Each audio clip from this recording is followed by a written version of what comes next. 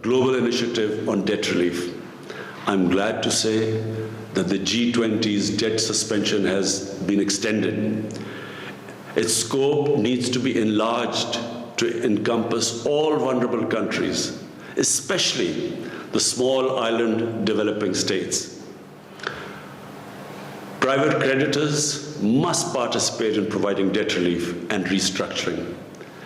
In January of this year, at the UNCTAD meeting, I proposed a 5-point agenda for emergency financial support to developing countries, including debt relief and restructuring, SDR creation and redistribution, larger concessional finance, and an end to illicit financial flows from the developing world. I warmly welcome the proposal from the IMF Managing Director to create $650 billion in new SDRs and appreciate the support for this from the largest shareholders, including the United States, China, the EU, and Japan. The IMF, the World Bank, and other developing banks now have an ample capacity to enlarge concessional financing for developing countries. The forthcoming IDA replenishment should be enlarged to $60 billion. Developing countries should also be able to borrow from the market at the prevailing low interest rates which are available to the developed countries. The Liquidity and Sustainability Facility proposed by the Economic Commission for Africa could be one of the ways to achieve this.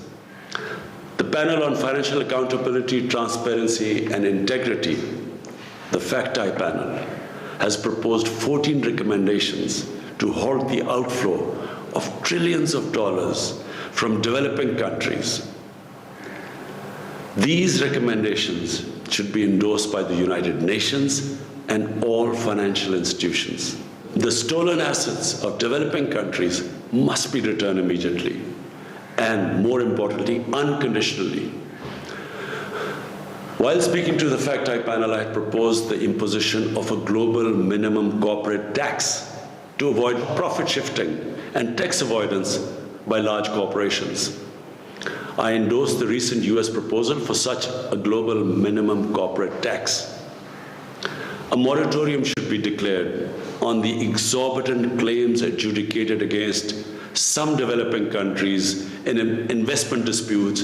Unequal and exploitative investment agreements should be cancelled and revised. Excellencies, the challenge posed by the COVID crisis, as the UN Secretary General has said, is also a great opportunity to build back better. We must seize this opportunity to transform the world economy into one that is development-oriented and environmentally sustainable. Pakistan's carbon emissions are among the lowest in the world, yet we are one of the most seriously affected and vulnerable country due to climate crisis. We have embarked on an ambitious program to create a green Pakistan through reforestation by planting 10 billion trees over the next 3 years, and introduction of renewable energy, electric vehicles, and a moratorium on coal-burning power plants. The developed nations must fulfill their commitments under the Paris Agreement and mobilize $100 billion annually in climate finance, as they have promised. 50% of this must be devoted to adoption programs of developing countries. The United Nations is well placed to take the lead in formulating and coordinating the implementation of a plan to make the transition to a green global economy. I hope that the UN will create an inclusive, multi-stakeholder mechanism to do so. Excellencies, we are at a critical point in world history. The COVID pandemic has dramatically illustrated humanity's oneness and interdependence. We must disavow power rivalries and geopolitical competition. We must opt for unconditional international cooperation.